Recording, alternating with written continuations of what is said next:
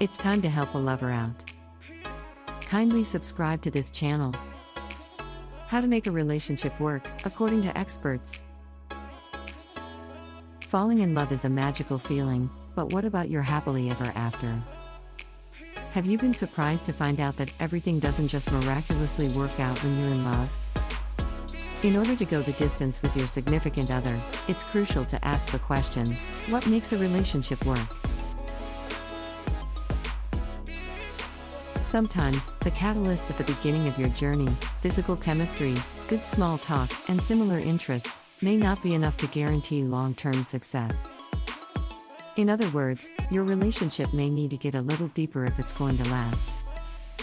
Despite what we're taught from books and movies, everlasting love doesn't just happen. It takes effort and regular maintenance on both sides. Relationships that work are the ones that are worked on, says Barton Goldsmith, PhD, LMTF, a psychotherapist and emotional fitness expert. Psychiatrist and author Abigail Brenner, MD, agrees. When you decide to join your life with another person, it's about embarking on a journey together, for years to come, she says. So if you're unsure whether you and your SO will stand the test of time, you're in luck because we've rounded up the 6 elements that experts say both parties should have in order to make a relationship work long-term.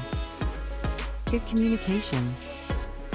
Always remember that communication is the most important part of your relationship, says Goldsmith.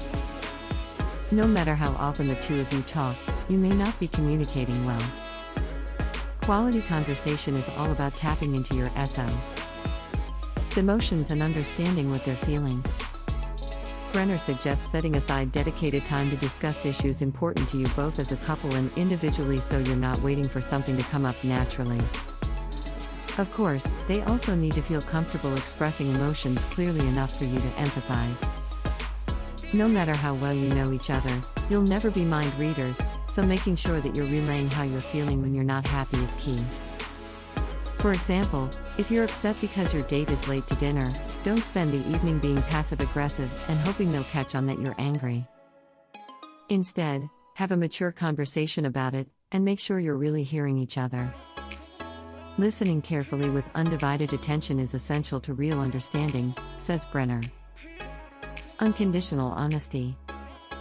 Life's tough, and one perk of being part of a pair is that you don't have to do it alone. Having a partner you can trust creates a buffer between you and the difficulties of the world, says Goldsmith. For instance, if you are battling an eating disorder and feel ashamed, having someone you love and trust by your side can make your struggle at least a bit more bearable. Feeling supported by someone you trust can take a lot of emotional weight off your shoulders. You should be open and upfront with your partner, too, no matter how difficult the topic or situation may be. Keep in mind that it's possible to be truthful without being harsh, reminds Goldsmith. So if you feel like you've been contributing financially more than your partner, having an honest discussion about it should be easier because you both trust and respect each other. Of course, the feeling should go both ways. Separate, but connected, lives. In order to be content in a couple, you have to be content as an individual. When you have a fulfilling job, supportive friends, and exciting passions, you'll have a strong sense of self, which is pretty important when you're in a relationship. Your relationship may be a large part of your identity, but above all, you're still who you are as an individual beyond your various roles in life, she says.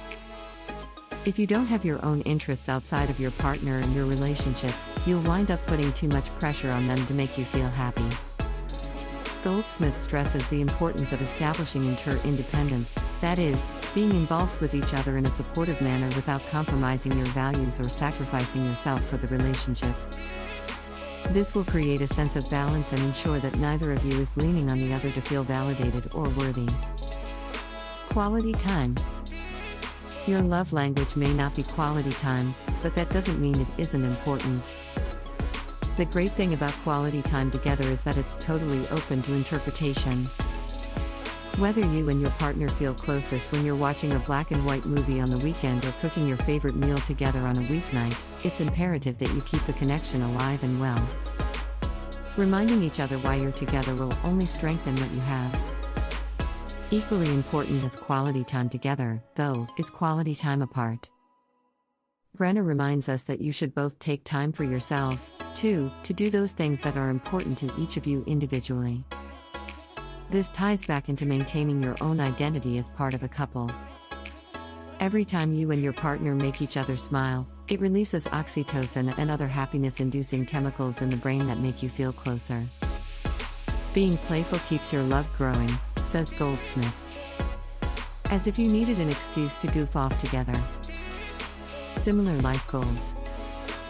You and your partner don't need to have the exact same vision of a white picket fence, but your life goals should be compatible. If you've always wanted children, you shouldn't have to sacrifice being a parent because they don't want to be one. Similarly, if living on the same coast as your family is important to you, but your partner is dying to live on the other side of the country, they may not be the one for you. When it comes to successful couples, you both know what you want out of life, what your common goals are, what you wish to accomplish in life, and are firmly committed to achieving things together, says Brenner. Positive outlooks. Sometimes unpredictable events throw a wrench in your plans, so being able to stay positive through a less than ideal moment is crucial. Being positive may be the key to keeping harmony, shares Goldsmith. While some people are naturally optimistic and positive, others have to think their way to happiness. No matter which type of person you are, being able to be positive is important for a relationship's long-term success. For instance, if you are having trouble getting pregnant and it's dragging you down emotionally, having a partner who can lift you back up will strengthen your bond and your ability to get through hard times in the future. That said, remember to have realistic expectations of your partner, the relationship, and the future. You'll set yourself up for disappointment if you dream too far outside the realm of possibility. Remember that you're dealing with another extraordinarily complex individual in addition to yourself. There's enough to work with without pursuing unrealistic ideals, says Brenner. Kindly subscribe to this channel for more content like this.